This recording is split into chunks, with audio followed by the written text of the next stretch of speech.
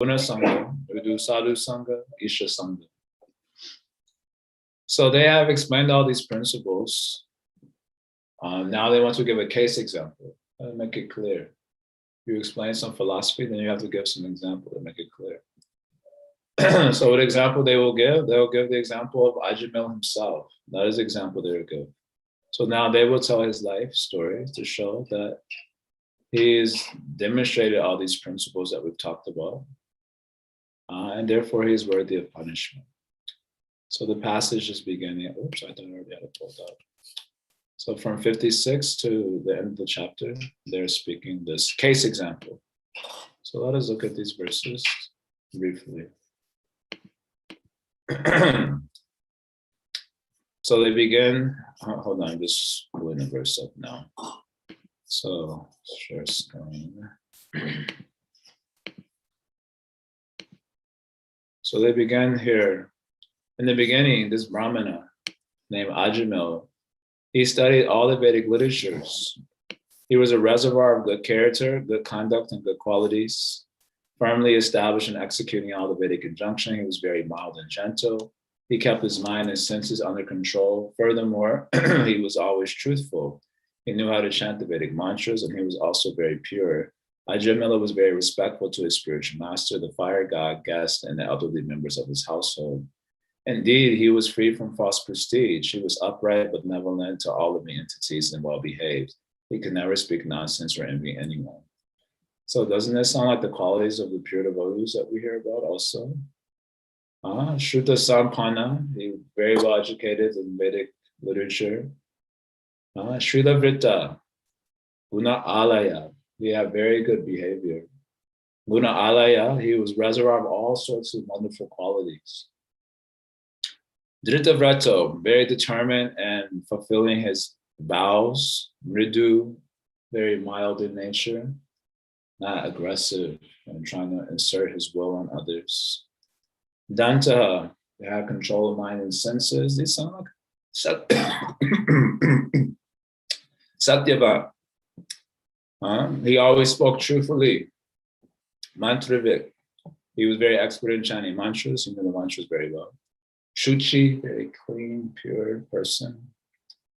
Gurav Akni Atiti Vridhanam, Shushushur, had proper respect for the guru, for the fire, for guest, and for the elderly. Anahankrita, no ego. Sarvabhuta Suhrid, he was friendly to everyone. All the beings, Sarvabhuta Suhrid. Sadhur, Sadhur means good, he was a good guy. The word sadhu means good. Although we use the word to refer to like a holy person. Sadhu doesn't mean cutting. The sadhus often cut with their words, as we were mentioning last night. Santa evasya chindanti manovya sambhoti. So the Santa, the devotees, sadhus, they cut the mind's attachments with their words. But the word sadhu just means good. It is good. But we often think of it like a saintly person. He was a good guy. Mitavak. He was very measured with his words. And anasuyaka, non-envious. So the list of good qualities in the Sattva-guna. That's what the Yamadijas want to show here. He had all the qualities of Sattva-guna. But one quality is missing from this list. That quality is the surrender to Krishna, Krishna Eka Sharana. So when Mahaprabhu gives lists of qualities of the devotee in Sanatana Shiksha, chapter 22, a lot of these qualities are also on that list. But the one main quality, which is called the Swarup Lakshana, the main quality of the devotee, is he is surrendered to Krishna. Krishna Eka Sharana. He is exclusively surrendered to Krishna. That quality is missing from this list. So all these other qualities are I don't want to say useless, but they were useless in saving him from his fate. That's what the Yamadutas want to show here. So you have nice qualities, but they were all useless in saving him from his fate. Harava bhaktasha kuto mahaguna manorite nasati dhavatu. If you're not a bhakta, then where are your good qualities? That is the Srimad Bhagavatam statement. Yasti bhaktir bhagavata kinchana savai gunais tatur samasateshvara. If you're a Kinchana Bhakta, anyway, Bhakta, it does say a Kinchana Bhagavata, so that word Kinchana means Shuddha Bhakti. Yasyasi Bhakti Bhagavata Kinchana. So Vagunais Tattva Samasateswara, you have all the good qualities of the Devas and of God in that person. But if you are not a Bhakta, then where are your good qualities? That's what the Bhagavatam says. No, but look, it says Dhita Vrata Shuddha Vrita Gunalaya. You see, this guy has Manorite Nasati Dhavato.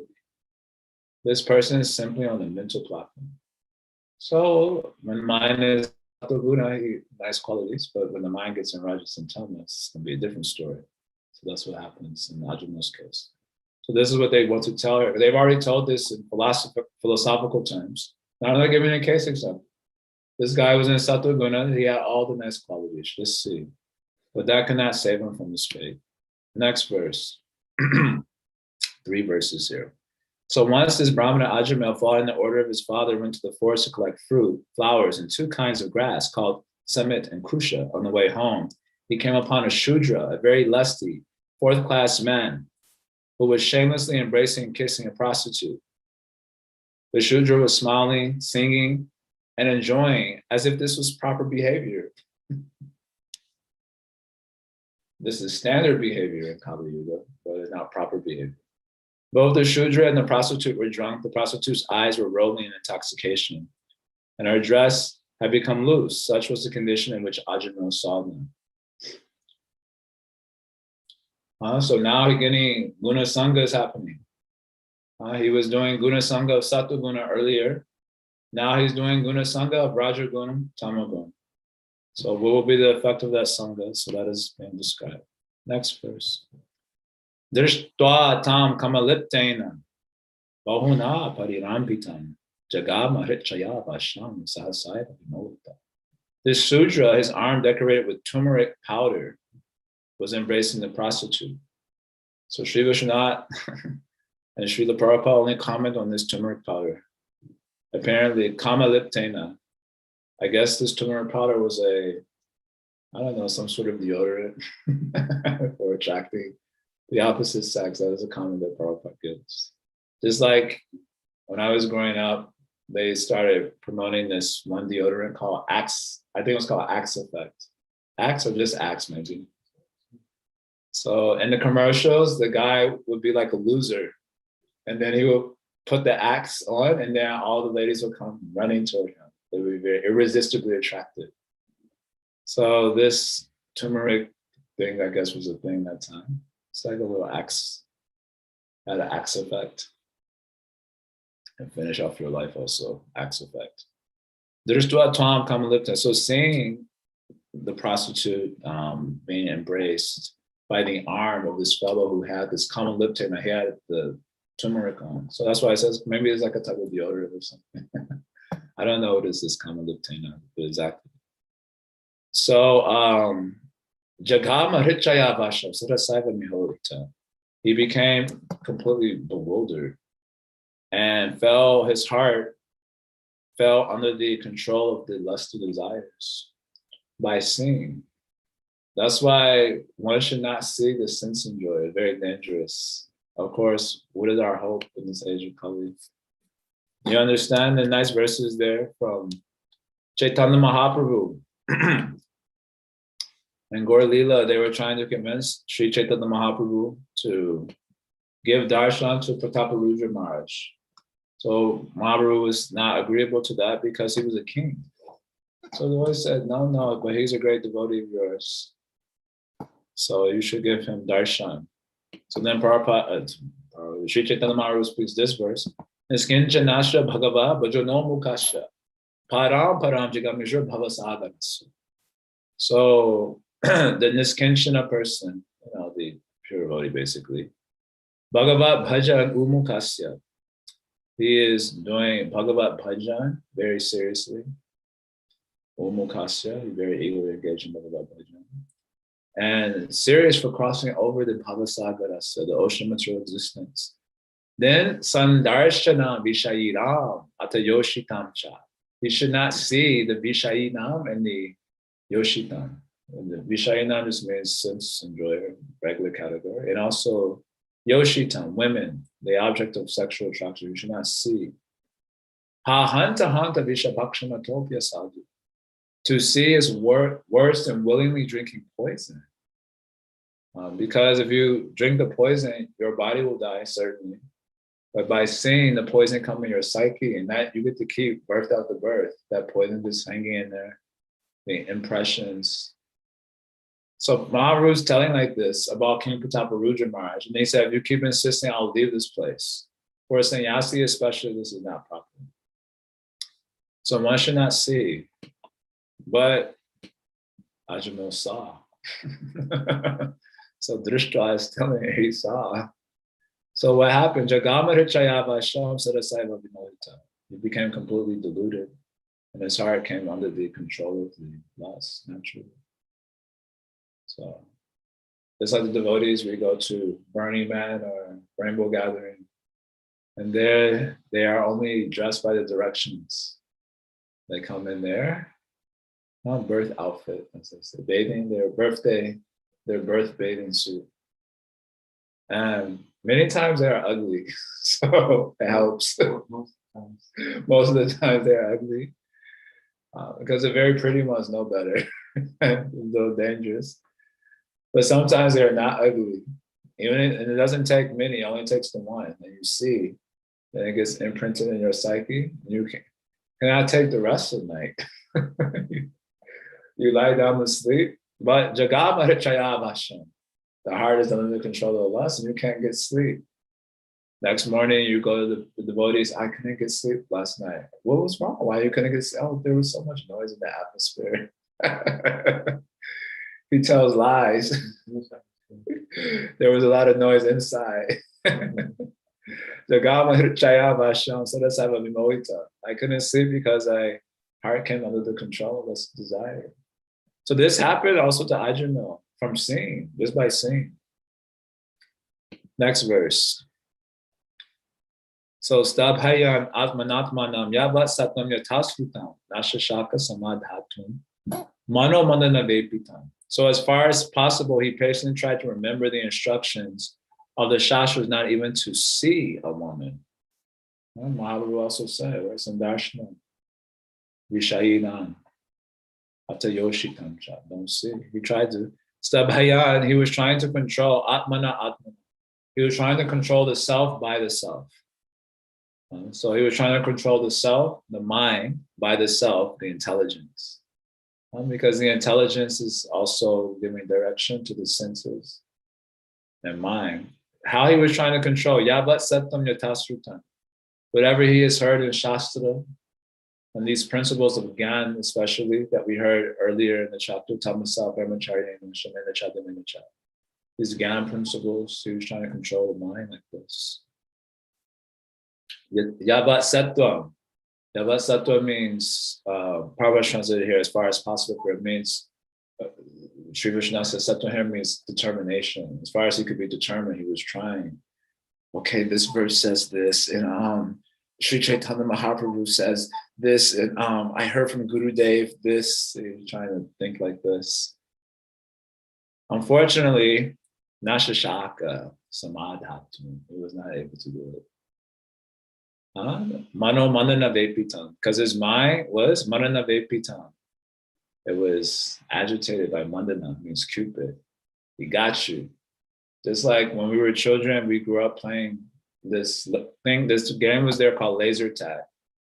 And you will go, into like a space, and it was two teams, and they have these like little laser lights, and you're like shooting at each other and trying to avoid getting shot. And then last man standing is a winner or whatever. So you're in the space and you're trying to avoid, and you're like thinking you're about to shoot, your thing goes out because you got shot, and you become finished. So like this, Manana Veputum, Cupid is shooting the arrows constantly, and then you get struck. What you will do then at that time? What you will do? By Sattva-guna, by Gyan, you'll go down. Also by karma. This is in the next verse. Next verse. Tanimitas manavyaja graha grasta vichetana. Tam eva manasa dhyayan swadharma viraramaha. So in the same way that the sun and moon are eclipsed by a low planet, the Brahmana lost all his good sense. Graha grasto vichetana. Graha grasto. So I guess in Vedic culture they say eclipse is Rahu planet eating the sun and moon and covering it. There's one dark planet is there. I think Prabhu said maybe they went to that place, but they definitely didn't go to the moon. That's definitely false propaganda. So maybe they went to Rahu. So in any case, this belief is like that in Vedic culture. So just as the sun and moon are eaten by the Rahu planet, so Tane Mita Smara Vyaja Vichetana. So just by seeing her and Smara Vyaja, he was always thinking of her. He couldn't get it out, couldn't shake it.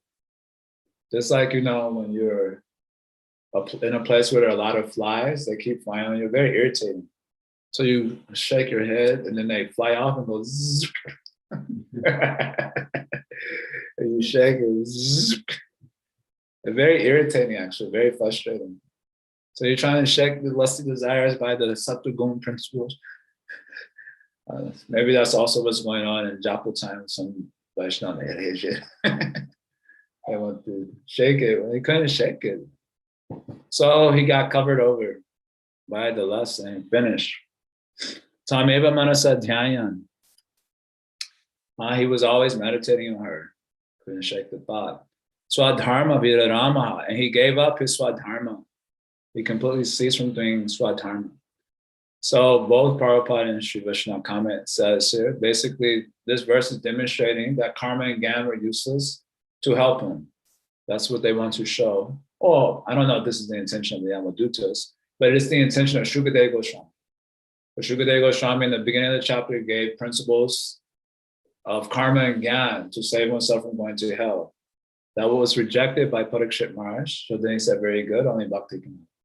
So Shukadeva Goswami is telling this narration to also demonstrate that point, that karma and gyan not having power to stop the guna sangha, because they are only products of the gunas themselves, so they don't have power to stop. So he gave up Swadharma here, this verse and earlier verses, all those Sattva Guna principles, he gave that all up. That means karma and gyan not having power. So Shukadeva Goswami's point is demonstrated also here. But simply by doing Namabhas, he was saved. So that's the implicit point that wants to be made here. He couldn't be saved by karma and gyan, but he was saved by Namabhas. He was able to go to Vaikuntha after that also, just by Namabhas. So bhakti is very powerful. Keche kevalaya bhaktiya. Only by this bhakti. Okay, next verse. So thus Ajamel began spending whatever money he had inherited from his father to satisfy the prostitute with various material presentations so that she would remain pleased with him. He gave up all his brahminical activities to satisfy the prostitute. What is it? Gave up Sattva-Guna. What is this Sattva-Guna? I'm in love. The heart wants what the heart wants. So many ways in which the living entity we sabotage ourselves. And this was due to the bad association. In Srimad Bhagavatam, earlier in the third canto, Kapila Muni's teachings, he was telling how the souls go to hell and how the Yamadutas take them there. That passage is even more intense than this one. How they're like hellhounds are there also, and they're dragging your body very fast, this whole body, and you're feeling all the pain as they drag you to hell. It's not like a comfortable ride, like this way, sir. Or some elevator. And growing up, they have this image of the elevator going down to the hell. That is also very nice, relatively speaking. But the hellhounds are dragging, and it's very painful. You go to hell, you suffer like anything in hell, then you get the animal bursts, and you suffer like anything. Finally, you get the human life again. So after human life, if you again do a satsanga, then you'll be finished. So Kapila Dev says this here. Yadyasa vipatipuna shishnondara kritodhyama asito ramate jantu samavishiti purva. So in this context, the soul just come out of hell, come out of all those animal births. Again, finally got human birth. But what did he do? Asad vipatipuna. Again, he goes on the path of asat because of the bad association. Well, what does that look like? Shishnodara Kritodyamaya Astito Ramate. Jantu. He goes to enjoy belly and genitals. Shnishno Udara Kritodyamaya. This is basically the basis of enjoyment. Astito Ramate. The living entity wants to enjoy the tongue and the genitals. What is the verse? There's a verse there in Chaitanya Charitamrita. Nishnodara Parayana Krishna Nahipai. Iti Uti Dai. How does that verse start? Mahaprabhu was teaching this. I think this is teaching to Raghunath Das Goswami, Anchalila, saying that even for the devotees, if they go Iti Uti Dai, it means going hither and thither. Why are you going hither and thither, Prabhu? Nishnodara Parayana. Because I'm dedicated. Parayana, and dedication to the tongue and the genitals. Then Krishna nahi pai. Then that person cannot get Krishna. Amaru telling this to Raghunath Das Goswami. He's become Goswami at this point. Very uninspiring teaching. You're a conditioned soul, because also you cannot say that I'm unattracted to this path. You can say that by the mercy of devotees, I realize that this path is problematic. Well, you cannot say we're unattracted. But if you get on this path, Tamo Vishite Purava, then as before, you'll enter into tamas, hell. Then he goes, next verse, he says this thing. Satyam Shocham Daya Mona Buddhi Shrihira Yashakshama Shamodhama Bakashchiti Ya Sanganyati Sankshayam. All your good qualities will be destroyed by this asasanga. Satnyam Shocham Daya Mona Buddhi Shrihira Yashakshama Shamodhama Bakashchiti. A lot of these qualities were in the other list that we heard about Ajumel. Yat Sangam, by that Sangha, Yati Sankshayam. Finished. Everything finished. I'll do a couple more. This whole section is actually quite heavy compared to Moon's teaching. Very nice. Teshwashanteshu Bhuteshu. Kanditatma Sushradashu. Sangam na Koryachu Teshu Yoshikri Dhamagrishucha. One should not associate with a coarse fool who is bereft of knowledge of self-realization. So Ashanteshu, coarse, not peaceful. Budheshu, foolish. Kandita Atmasu, he doesn't have knowledge of the self. Asadushu, he is asadu. Sangam na Koryachu, you should not associate with these pitiable people. Yoshikrida Magreshucha, especially they are like a dancing dog in the hands of a woman. Yoshikrida Magreshucha. The woman, she is telling sit, he sits, she says stand, he stands, she says jump, he says how high should jump. So this sort of person is not good sangha. Yoshikrida Magreshucha. In fact, Kabila Dev goes on to say, this is a famous verse, Natatasya bhavemoho bandash cha anya prasangata yoshit sangayata pungsa yata tat sangi sangata. The infatuation and bondage which accrue to a man from attachment to any other object. Bandash cha anya prasangata. You have attachment to so many objects, all of us do.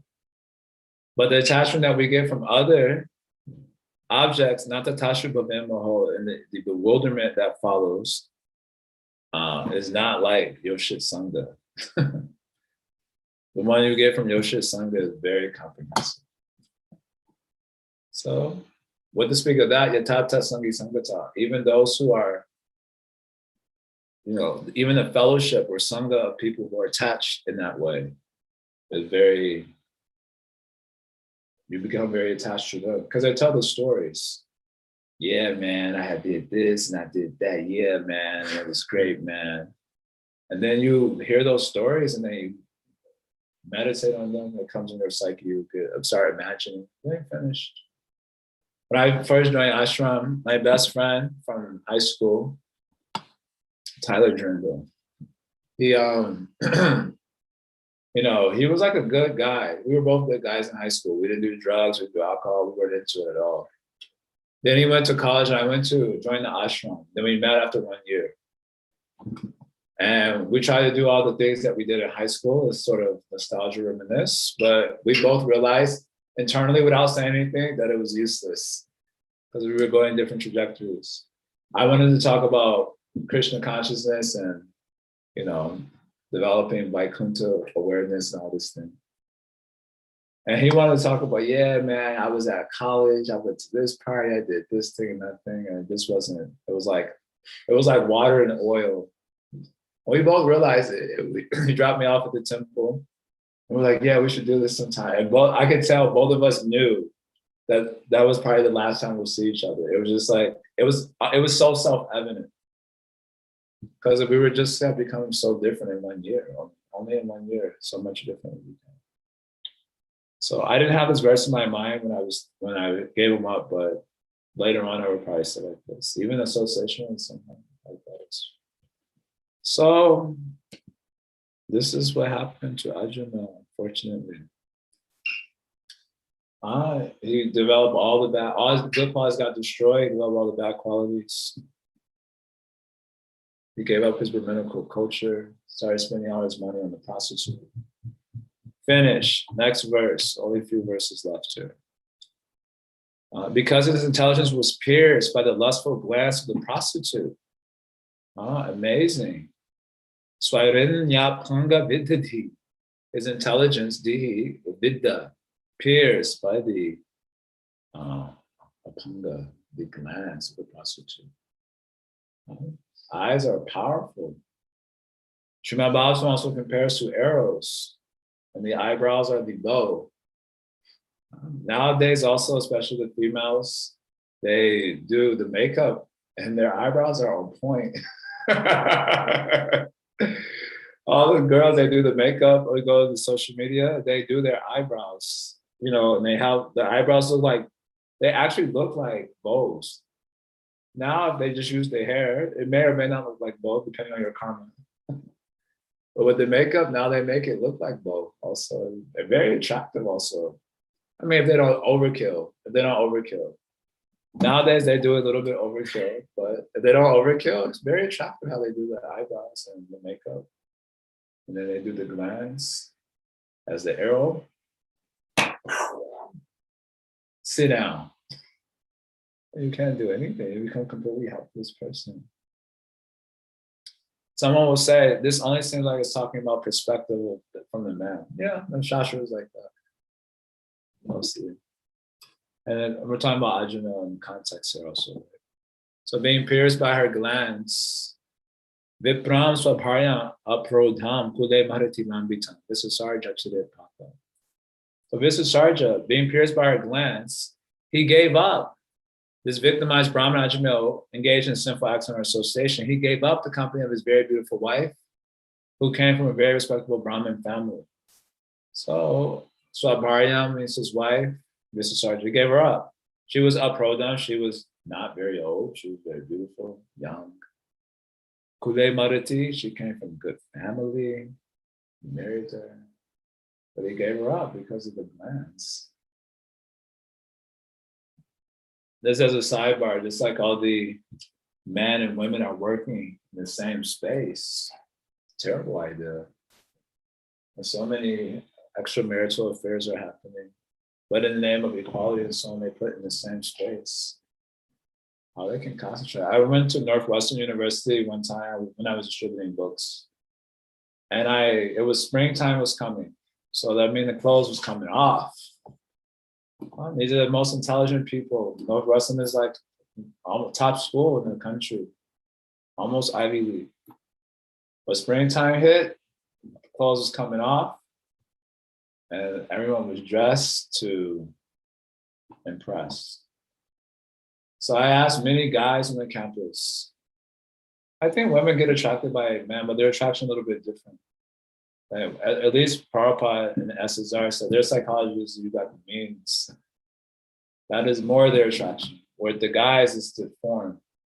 So I was asking many guys on the campus, how you concentrate in the class with these women, they're dressing like this, very attractive. Or as Prabhupada said, they're dressing unfairly. Prabhupada said like that, they dress unfairly. So I was asking many guys how you concentrate. So they said, we don't. Many, Almost all the guys I was asking said they couldn't concentrate in class because they're pierced by the glands and also seeing the legs and the thighs and all that. In Vedic culture, they weren't so out there like that. So the glands, but now they have the legs out and everything. So he gave up his good wife, gave her up. What to do? He helpless. And his karma and gyan cannot save him. Although born of a Brahmin family, this rascal bereft of intelligence of the prostitutes, because of the prostitutes association, earned money somehow or other, regardless of whether properly or improperly, and use it to maintain the prostitute sons and daughters. So he engaged in all sorts of simple activity. That's what they're saying here. And ultimate verse, this Brahmana irresponsibly spent his long life transgressing all the rules and regulations of the Holy Scripture. Yaraso Shasana Ulagya Swaira Charya Atikarita. So he acted irresponsibly by rejecting Shastra edicts. Yashastri Vedim Usregya Vartate Kramakarata Nasasa Demabab Noti Nasu Kamakarita. And Krishna said, summarizing, what does it mean to be qualified by Asura Sampat, Daiva Sampat? That chapter 16 Bhagavad Gita is called Daiva Asura Sampat Yoga. So divine and demonic assets, that's how it's translated. So at the end of the chapter is being described, what is the demonic asset? What is their main, at the root of that asset? Yashastra Vidyam Ustregya, they completely give up Shastra Vidya because of kama. They don't follow Shastra Vidya, they do what they like. So the result, they don't attain happiness, perfection, or the supreme goal. Rather, they might get a chance to meet the Yama do this. That's what happens. Tasmat chastam pramanam te karya vyavasuto gana shastra vidhanoktam. So therefore, Krishna says, therefore let Shastra be the pramana for what you should do and not do. And that way, equipped with the knowledge of Shastra, you should act in this way. That is the Daivi Sampat. Daivi Sampat here means motor goodness. And Asura Sampat means Rajagantana. Now Daivi isn't spiritual about that. Anyway, he gave that all up because that glance was on point. So he gave it all up. Last verse, this man Ajamil did not undergo any atonement. Therefore, because of his sinful life, we must take him to the presence of Yamaraj for punishment. There, according to the extent of his sinful acts, he will be punished and thus purified.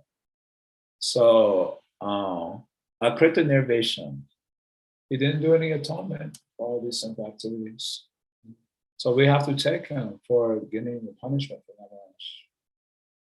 And that way, by the punishment, he'll be purified. So this is the last verse of the chapter. So again, the essence is if you do asat sangha, guna sangha, all these words apply, then this will be the result. So all of us, this is our life actually before bhakti. But with bhakti yoga, this doesn't apply to the bhaktas. So this will be very interesting. We'll come to it in the beginning of the next chapter. That the bhaktas, they also are seen to do not lose good qualities due to asat sangha and all these things. Simple life may be seen on occasion, but they're not criticized like these persons who do karma and gyan. Parikshit Maharaj criticized as elephant bath this atonement process, but he doesn't criticize a bhakta who, after getting bhakti, also does simple activity. That person isn't criticized. So you say, oh, this is double standard. This is double standard, not double standard. It was showing the relative power of bhakti, karma, and gyan. So nice verses there in this regard. We share it. Bhadyamano api ma bhakto vishaya ajitindriya. Praya praghalbaya bhaktya vishaya nabi bhuyate. This is Uddhava Gita, Krishna speaking of Uddhava.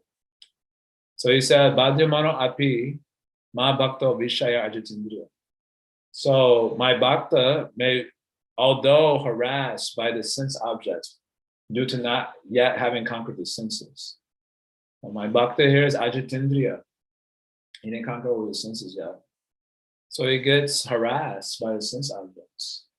I mean, they're not really doing anything, they're just existing, but they're like, this is too much, I'm being harassed. Of course, some of the sense objects are moving around. So those ones, and some of them may actually harass you. You're trying to be a good boy or a good girl, and they send you a private message. So that sometimes happens and you become bewildered. Or I would see in Braj, the very nice tactic is the girl, especially if she liked one of the Prabhus. So everyone is dressed nicely and everyone's, yes. You also noticed this tattwa. Oh, the very nice tactic they use in Braj. So everyone, of course, is a little bit looking if they're single. So then the Prabhu will go to chant, and right before he starts the kirtan, the Mata will come and put the recorder right, near the harmonium on top, and she'll, make eye contact. Like, no, I'm putting the recorder here. Like, give it a signal, huh? Apanga vidadi. Apanga vidadi. In that way, the intelligence becomes pierced by the glance and also by the recorder. Oh, she is liking my kirtan. Whole kirtan is ruined. You can't think of anything else. You try, very difficult. You try to sing as quickly as possible, not for Radhe Shyam, Krishna Balaram, but for that recorder. Maybe just take the recorder and turn it off and hand it back to them. That would be a great savage move. Take the recorder, turn it off, and hand it back. But no one is so powerful. That's what it's saying here. Apanga vidadi, the intelligence gets pierced by the glance, and you are subdued.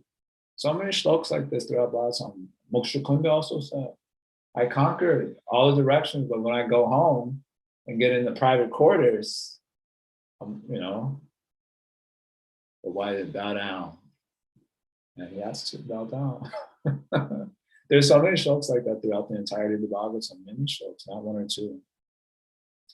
But this is not applying to the bhakta. So here Krishna is saying, my bhakta, although he's harassed by the sense objects, a lot of them are not doing anything, but some of them are moving around and sending private messages and so on. And he's Ajitindriya, he's not conquered the senses yet. So he's harassed.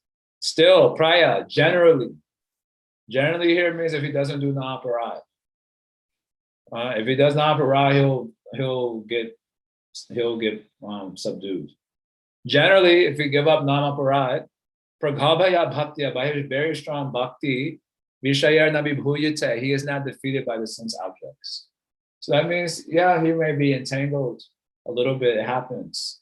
This verse very similar to Jata Shradama Katasu Nevina Savakarmasu, Veda Dukatmakam Kama, Prityage. This verse I call all the time, I like this verse. You develop faith, you know that the sense objects will lead to misery. You want to give them up also, but you can't because you are Anishvara. You're not in control. Daiva very strong. Don't worry. Krishna says, with faith and determination, you should still do my bhakti, do my bhajan, be happy. And even though Jushamana Shaitan come on, even though you're still doing the sense gratification, my devotee repents. I'm so entangled, I might go to hell for this, but I'll never give up my bhakti. That is his mentality. So generally, such a devotee is not subdued by the sense objects. Here in the commentaries, they give an example of, it's like a warrior is fighting in the war, and he takes some serious blows. But because of his great courage and determination, he stands up and he eventually wins the battle. Yeah, rah. So many movies are like that, these hero movies.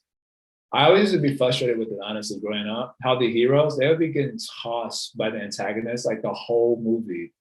Then finally at the end, they would win somehow or other. I used to be like, this is so, I'm like, come on, man. The whole movie, he getting like just tossed by the antagonist, like so hard. Somehow he would win in the end. So it's like that. Whole life, even you can be getting busted pretty hard. It can happen. But if you don't do Nahaparat, you chant Harinam, you do proper sadhu sangha, then by that strong bhakti, then you will not be subdued. Like warrior, he comes off to victory. So therefore, the bhakti is not criticized, even if he gets into the sinful acts sometimes after bhakti. He is not criticized. But this fellow who does Ananguna Sangha, he is criticized. Oh, this is just elephant bell. He doesn't tell her what is the use of that. But that is never told for the bhaktas who are chanting Hari Nam and all that. Never said, what is the use of their chanting after this? They're still doing sins. Even Ajamel was still doing after developing bhakti, he was still doing his life. But he's not criticized after that. So this will be brought out specifically in chapter 2 also. He's not criticized. So in this way, the relative strength of karma, jnana, and bhakti are being demonstrated by Shukadeva Goswami because he's telling the story.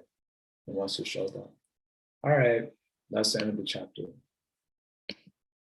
And the story. So Bari Muni had the same experience just by seeing. Yeah, he just saw the fish. And so, as with Arjuna, when he instructed Krishna to pull his chariot in between, a little bit different there, so he can see.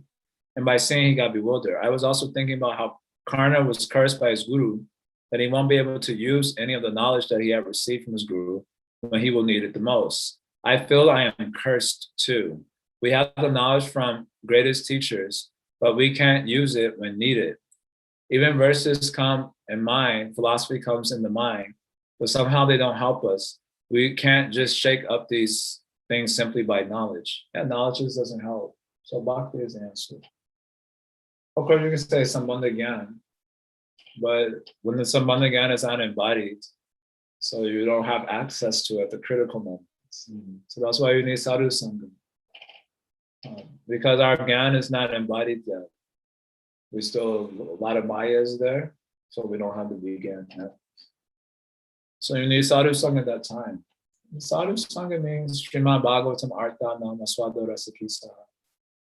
Swajati Asheshinde, Sadhu Sangha Swatovade. Not just general sadhu sangha, although that is also very powerful, honestly, especially if you go to the Dham and just be around sadhus. That itself will be. Sri Ramanujacharya says like this also. Can't do anything, just go sit next to a sadhu. Don't have to say anything, just go sit next to him. Just by being his presence, also observing his character, you'll be saved. There are plenty of stories like this also, people being saved in this way. Just sit, go and sit. Even that we will not do, but we will complain, I am cursed. Okay, you are cursed, I agree to that. I am also cursed. So why don't we go sit by the sadhu? No, I have so many practical affairs I have to take care of. Yeah, I'm moving, and I'll be moving further away from the devotees. But no. So I remember one time, Tripurari Swami came to Chicago, he was giving us program. I went to the program. There was all sorts of controversy around that too. Yes. But I remember, just for me going to the program.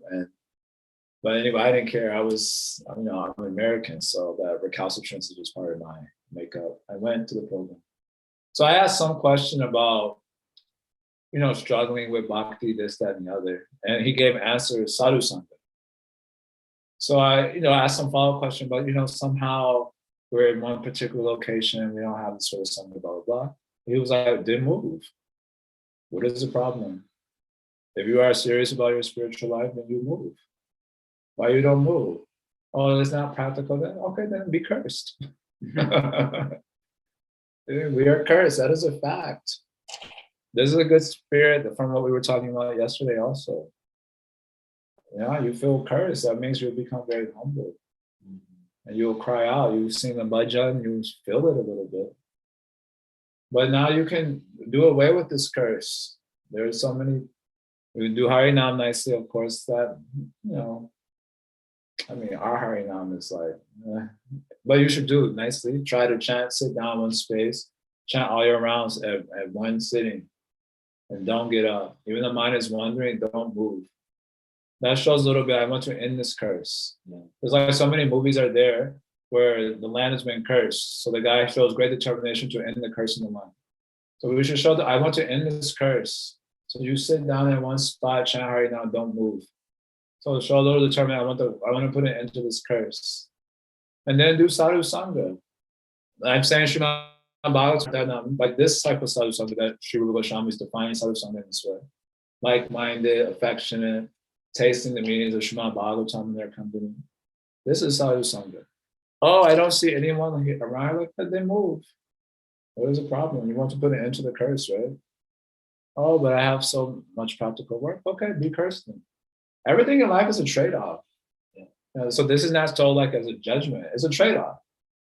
You're cursed. You want to put an end to the curse. So the trade-off maybe you have to leave one location and go to the sadhus where they stay and be around them. So you can end the curse. But the trade-off is you lose something of your material life. Or you say, no, material life, this is not practical. Okay, you keep the material life, but you remain cursed. That's a trade-off. So at the end of the day, it's our decision.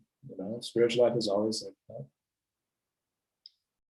Hopefully, if we get old, then Krishna will just make us sick or something, and then we'll be forced to do what's good for us.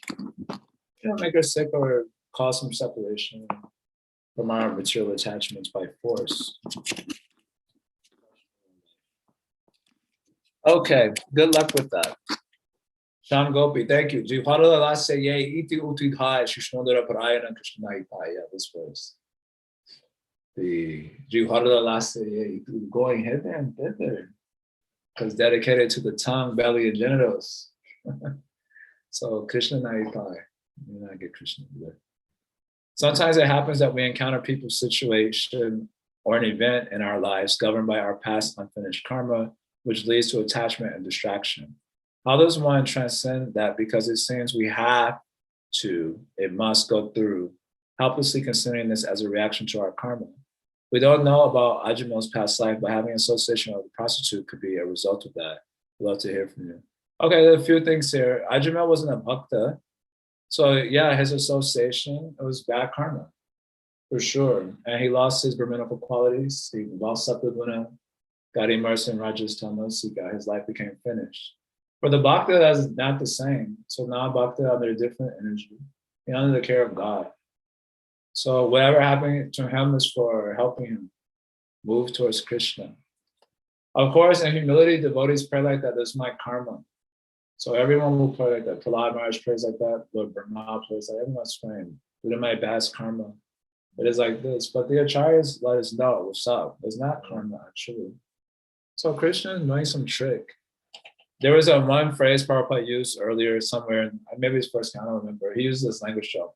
The tricks of chance. Krishna makes tricks of chance, he says. I always like that phrase, tricks of chance. So now he's giving chance to us.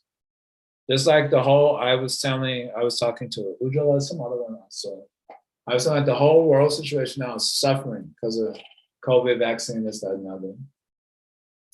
So for the rest of the world, it's their karma, because they're living in folly for so many decades, over half a century, doing so much nonsense. So now being punished. But the devotees also, they're also seem to be suffering from the same situation. No, for them, it's Krishna making arrangement, because they're getting too integrated to the demonic culture, now becoming qualified by the demonic assets. And they justify it, Yukta Vairagya, this, that, and the other thing, they make justification. How they're becoming materialistic, it can be used to serve Krishna. That's okay, it can be used, but what you are doing? Watching, anyway, so many things you know. So Krishna also giving chance to the devotees. So the devotees are not suffering like the non-devotees. Non-devotees are suffering because of their karma. The devotees are suffering because Krishna is saving them. So he punished you. Now, because of COVID, lockdown, this, that, and other, you lose your job, this thing happened, I'm depressed, I can't do socialize the way I was, and you feel like, now I need to call out to Krishna. Nothing else is working. I tried joining this political movement, that political movement. I realized that they're all demons. On either side of the issue, they're all nonsense, fools and rascals. So this is very great. This is all good news, good tidings. And the Godhead is helping us. So we're not suffering like the non-devotees. Well, we are suffering because we are attached to nonsense, the source of misery. So Krishna is helping us. He said, let go of the source of misery. We said, I don't agree to that.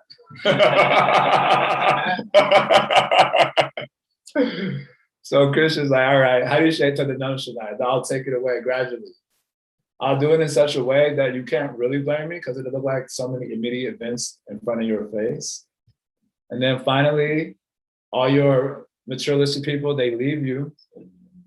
Swajanam Dukaduki time, because you don't have any resources. You useless fellow. So you suffer like anything. Then after that enters the devotees. And the next verse says like this. 3 verses are there. It's like 3 gradations of installment of mercy. First gradation is you lose all the resources that you're attached to. Second mercy is all your friends and family and so on, they don't like you anymore. They abandon you. Third mercy is the devotees enter. They're always there, but now you take it to heart. So Krishna is very kind. I don't like to suffer, honestly. I pray, to Krishna, I'm not that sincere, please make it light on me. But I also make sure that I don't keep too much around me that I get too deeply invested in, because I know it will be lost, and that way I don't feel the pinch so much. So I also make strategy like that. I have my attachment to sense objects, but I keep it a little bit small so that I don't have to suffer so much, because I'm a little delicate. I want Krishna to deal with me gently until I make more advancement than he can deal as he likes. But I pray to Krishna, please. I'm not that sincere. I'll become atheist. Try me. My Guru Maharaj also said like that. Oh, really? He was asked that question about praying these prayers. And this person was saying, she's praying like that, but I don't know if I'll ever pray like that. And I expected my Guru Maharaj to give like this poetic answer about like, no, it's actually good and like it'll be good. And he was like, yeah, me neither. Ujjwal is telling me I'm in good company. He says even Sachinanda Maharaj also said he would not pray like this. Thank you for sharing that with me. Sachinanda Maharaj is very affectionate to me for some reason. I actually, when I decided I wanted to get initiated, it was I was selecting between him and Srila Jagannath Maharaj. Oh. I was very attached to Maharaj in the very beginning because I went to New York Rath Yatra 2004. And that time, the Sunday Kirtan at the Rath Yatra was like fire. Like devotees from all over the United States were coming, and they had like very Keshwar Pandit, like all these old school powerhouses. The Kirtan was so wild, and mosh pit style, like literally mosh pit style was amazing. And that year I was still training as dancer. I was a trained dancer. So I was dancing like ecstatically, pulling out all my moves that I knew. And Sachinanda Maharaj, he was like, in the kirtan, people were trying to dance and he was like pushing them out of the way. No, move, let them dance. And then later after the kirtan, I went upstairs to take bath because I was sweating so much. It was like I jumped in water. The sweat was so heavy. You can like wring out. So I had to put on a new cloth and take bath. And then when I came out of the shower, Chandramali Swami and Sachinanda Maharaj was going back into their rooms on the 4th floor or whatever.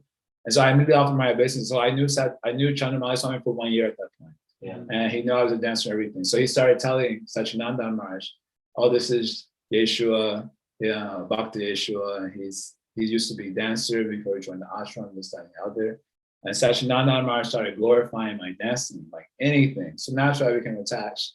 Just right at that moment. He likes me. And then I became, I said, actually, I feel a little bit self-conscious because I feel like, oh, it's ego. Devotees will judge me as false ego. And he said, even if it's false ego, you should do it. You should offer that to Krishna, even if it's ego, though. I never forgot that. So I became very attached to him just in that moment. I ended up choosing Srila Jagannath Maharaj because I was also having similar exchanges with him, but regularly. Because he was coming to Chicago like that time 3-4 times a year and gave me so many darshans, and I was going to New Vrindavan. But somehow it seems like that relationship with Sachinanda Maharaj, there's some channel there. Then the one devotee I haven't made too many devotees, but I made one very nice devotee, Hari Sham Prabhu. And for years and years and years, he's looking for a guru of certain type. He wanted a certain type of guru, certain type of personal interaction. So it ended up being Sachinanda Swami. So Hari Sham, told Sachinanda Maharaj about me, and he didn't remember me. And he did naturally. That was like, this happened in 2004. So I met him in Vrindavan, like 3 or 4 years ago, and Harisham, he was like leaving Vrindavan. So it was like a very quick exchange. Well, nice to meet you. Bye. Then, and the Radha Deshmelos 2 years ago. Then I gave class there at Radha Deshmelos, and all the devotees were very inspired by the class. Oh, how he's telling Shastra like this is so funny and relevant. So Sachinandamar searched me out, which wasn't very difficult. It was only like 3-4 black people there. So, and there was a black guy, and then the other one was like one black girl, and so he searched me out, and he found me and said, "Are you Jaya Jagannath Das?" And he glorified me for speaking Shastra in a way that somehow was reaching devotees' hearts. And then he later found out that I was the devotee that made Harisham a devotee. And so he was like, "Oh, you're that Jaya Jagannath." So he showed me a lot of affection. And now I'm very much happy to hear that we think similar in this regard. Where there's Swajutiya Ashe Nigde, as like-minded Sangha. Okay, last things here. You kind of touched answer to my question that he got paid by lunch. So we should expect punishments too, and what kind? Yes, the kind that will bring us closer to Krishna. Giving up devotional service or slackening in bhakti is enough punishment for us, I guess. Yeah, giving up devotional service, slackening is a result of aparad. So we discussed this when we did Madhurya Kadambini. The effects of aparad are 5 are there, right? I don't remember all the names. Kotiya, crookedness was one. Asat Krishna, right? Asat Krishna isn't mentioned there by Jiva Goswami, but basically it's like that. It's basically Asat Krishna. One of them is a slackening of bhakti. Bhakti Shaitilya or something it's called. I don't remember what's the name. Bhakti Shaitilya. Slackening of bhakti. Another is association with objects that erode the faith in Bhagavan. That was the third one. The fourth one happened to do with something like a loss of faith. And the fifth one, there are 5 things there. I forget all the 5. So that's the result of aparad. That's why I say praya prakha bhaya bhaktya. Generally, they are not overcome by the sense objects if they don't do non-parad. If you do non-parad, Krishna don't got you. He don't mess with the ghetto. Like for him, sins is all right. He got you. If you're a sinful person, he got you. But if you do aparad, he don't touch you. He don't mess with that. So that means that the force of your daiva will catch you. Nothing holding back. So we should not do non-parad. So we have to concentrate on improving our way of associating the holy name if there's to be any hope. That's why I'm saying I'm working on this too. Sitting down in one spot, don't keep your phone in some other room or away. Don't let, because it does the buzzing thing or the notification thing and you get distracted and you want to check. And that way you will commit aparad. You do so much aparad. Then you go on Facebook and start fighting with the devotees, calling them names and all sorts of crazy stuff. I had a dream last night. I woke up very late today, so all the dreams come between 4 and 6. And mostly they're like very strange, so it's not a good time to sleep. But I was not feeling well. So I had a dream this morning. And at the dream, I was sitting at the table honoring prasadam with all these devotee friends. And I was like crying hysterically in the dream, just from eating Mahaprasad with the devotees at the table. And then I woke up and I was like emotional. And I was like, yeah, I just want this. This is my life goal. I just want to honor Mahaprasad with the devotee friends after dancing and chanting together in the kirtan and enjoying Hari Katha. I like this simple life goal. And I was feeling like emotional just thinking about that. So I was like, I have this thing, I'm going to share this later, that if you have not dined and danced with a devotee, I think it's against the spiritual ethics to make any critique of them very strong. First you dine and dance with them, then I'll maybe consider what you have to say. But if you're just this whole impersonal dysfunction thing, you don't know anything about the person, you just read your own thing into your own understanding into their motivations and all that, but you have not dined and danced with them, I think that's a good spiritual ethics. You're moving towards aparad land. I don't have with that. I'm not gonna have with that. That's gonna be my policy. If you talk to me about anyone, I'm gonna ask you, did you dine and dance with this fellow recently? Not 15 years ago when y'all first joined. Oh, I know. Yeah, recently. So I was like, this is gonna be my new principle. You have to Even in Chowpatty, when I went to Chowpatty in 2006, I was told that the way they got over dilemmas in the ashram was that they said, Jaya Sachinanda Prabhu, who was taking care of me, he said all problems in the ashram, they had some principle at one point, I don't know if they still follow this, was settled in the Guru Puja. Because in Chowpatty, the Guru Puja was fire every time. Like, at least when I went there in 2007, Mangalarti was like kind of peaceful, okay? Guru Puja was fire. Kirtan was going on for like 45 minutes. And the devotees, we would dance like madmen. Especially, I remember when 2006, my Guru Maharaj didn't come to the end of my trip, which was, I was there for 2 months. He didn't come towards the end of that. And then when he got there, the kirtan became more ecstatic because he was there. And because of my dancing background, and Maharaj very much likes my dancing. So he wouldn't let the devotees, when they would start dancing, he would tell them, get out of the way, get out of the way. I want to see them dance, I dance. And they said they had that principle that in the kirtan, if there was any issue, if you had any beef with any devotee, it got settled in the Guru Puja. That was like the principle they said. I never forgot that. I just thought that was so interesting because they would dance so happily in the kirtan that the issues just seemed very like mild and ridiculous. So now I was remembering that this morning after that dream I had this morning. And I was like, yeah, I think like this is if you haven't dined and danced with someone, I don't want to hear it. I'm over you. And this also was coming in the context of some message that was coming, some devotees making critique about another devotee. They don't want to have dialogue with them in person. I'm like, if you don't want to talk to them face to face, you don't want to dine with them, no, then don't talk to me. Why are you talking to me? I don't want to hear it. I'm over that. I'm already struggling. I don't need any help in my bhakti going down. So I'm trying to go up Mount Everest of anarthas. I'm trying to get my bhakti together, and I don't need to hear those sorts of things. So I think this is a good principle. If you haven't dined and danced with someone, then don't make so much critique about them. Just say I don't understand, I don't get this, I don't know. Leave it alone. Don't mess with it. If you dine and dance, then you can maybe have some conversation. Because so much comes out, especially when you dine with someone.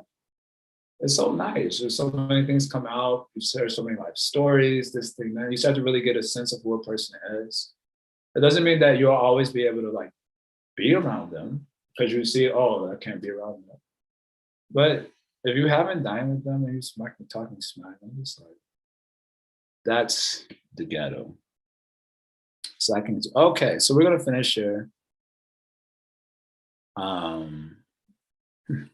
Hey, can I squeeze something in? Or okay. It depends on what well, one is a comment. I said there is a God. How else could 2 classes back to back, because I was in the Bhakti Center class before this one, and Chaturapma Prabhu was giving the class, and he focused at length on women plucking their eyebrows for beauty, and in this class too, so much attention. Yes, and in this class too, I said eyebrow kata in 2 classes back to back. I couldn't believe it. Eyebrow kata. Yeah. Anyway, then one question is, Sajjananda Maharaj, he said, when you were concerned about the false ego thing, he said, dance anyway. Why do you think he said dance anyway? He said, offer it to Krishna. He said, even if it's false ego. So his point to me was that because you're dancing is bringing pleasure to the devotees. So even if it's false ego, Krishna will purify you of that, and you'll also make advancement. So it doesn't matter. And it was just very encouraging for me to give up my self-consciousness around that. Yeah. The devotees, they would get a kick out of my dancing. I was like, that time, young and super duper flexible. I was doing all sorts of leaps and twists in the air, and my ballet training. So the devotees would be like, and then long arms. They're like, you look like Lord Chaitanya when you dance, and so graceful you're dancing. So he said, you're bringing pleasure to the devotees, so you'll be purified, even if some ego is there. So in that way, he greatly encouraged me. So because, I was just thinking that, if you're feeling self-conscious that, I'm doing this out of false ego, it seemed like how to simultaneously, offer it, because false ego seems to be like the contradiction of offering. Do it. That's the offering. Do it. No, it's not such a mental thing. And dance, that's what we're saying. That's also we're instructed to chant and dance, right? So do it, just do it. Just But do it. what if false ego this, that, and oh? So how you will get rid of false ego? Only by bhajan you'll get rid of it. You're not gonna get rid of it by cogitation, thinking about this and that and the other thing. You have to do bhajan kriya for a long time. And dancing is bhajan kriya. That's part of the bhajan. And we should dance before the deity for their pleasure. Well, you say, well, it's false egos for my pleasure. No, mine. Krishna will take care of that. And you just do your part. You do your part, and he'll do his part. Boy, I so needed to hear this. Thank you so much. I feel like Vaisheshika was saying, he just says, find your sincerity. Because oftentimes they're like, no, it's all false ego. But it's like, just recognize it. Like, I'm here, I'm in a Hare Krishna temple, I'm dancing. Like, I do want to be here. I'm not exalted. But at the end of the day, let me give myself a little credit, enough to encourage myself to actually do this. That's very nice. Yeah. Very pragmatic. Yeah, we were saying by Srila Prabhu will say that find your sincerity. You cannot say that it's all false ego, otherwise it wouldn't That's be ego. That's ego. Yeah. You've come, you're chanting Hare Krishna, because you heard from devotees, this thing and that. So there's some sincerity there. So look for that part. Carry on. Okay, one last thing very quickly, it's very quick. The pure, let's say the pure or at least elevated devotees who feel that there is karma coming to them only, you said that they feel like that out of humility, right? But they know, because they're elevated, they know that it is Krishna's personal intervention in their life. So when they say it's karma, is that like an emotional statement? Yeah, it's called a Sanchari Bhav, okay? So out of the ocean of the Sthayi Bhav, there's so many transitory emotions, like self-deprecation, and so many are there. 33, not so many, but 33 are there. They combine in very wonderful ways. This humility is like this, like Sanchari Bhav. So people wonder, does Krishnadas Kaviraj, when he says that he's lower than Jagai, Maida, and worse than the worm and stool, does he really mean, or he's saying that for us? No, he got Bhav Bhakti. No one can understand the emotional states of these people. It's wild and dynamic. So Radha thinks she's the lowest. Yeah, Sri Radha is thinking she's the lowest. Their Sanchari Bhav is like this. So that's how you have to understand. But if they have to give some commentary, then they will tell Bhakti is transcendental, there's no question of corrupted karma. They're speaking philosophy, helping the conditioned souls in their function as the gurus of the world, Jagat Guru. So they will tell like this. But then they enter into their own devotional states and they say, I'm worse than the worm and stool. So no need to be confused. I love that. You said that in the Chaitanya Charitamrita class. Explain this, that the dichotomy between seeing the guru as Yoga Guru and as a bhakta, and his own role in that. It's a very nice way of explaining this kind of emotional dichotomy. Yes. Yeah, the bhakta is both guru and bhakta simultaneously. So in his function as guru, he gives the enlightenment. But as bhakta, he has his own emotional world. It's rich and astonishing and wondrous and the big bhaktas don't think they're bhaktas. Yeah, and the big ones, right, the big bhaktas don't think they're bhaktas. So they can say like that, this is my karma. They literally feel like I'm not a bhakta. Right. Because that's what prema does. So don't be confused. There's no need for confusion. I always say like that too, that's the one thing you're supposed to listen to your guru, but you don't listen to what he says about himself. Because he'll tell you, no, I'm an ordinary person, I'm just regular, I'm not really worth it, you're actually all coming and helping me. But are you supposed to take that as tattva? Right. Are you supposed to take that, he's just this low person and his guru is his only quality, and like, no, he's if you could shelter him, he's a big buck. Right. Like Prabhupada writes in one of the purports in Jubilee that in the same way that Dhruva Maharaj delivered his mother, in the same way my disciples will deliver me from samsara. So we're supposed to take we're supposed to believe that is stuff. Yeah, it's in his books. It's in his books. So yeah, no, Guru is also having so many, he's a bhakta, so much beautiful, wondrous, astonishing, bewildering, even emotional states. So no problem. We'll stop here. It's 9:30. So Hari Om Tat Sat and stuff like that. Srila Prabhupada Ki Jai, Srimad Bhagavatam Ki Jai, Shri Gaudiya Guru Varga Ki Jai, Gaudiya Manandi.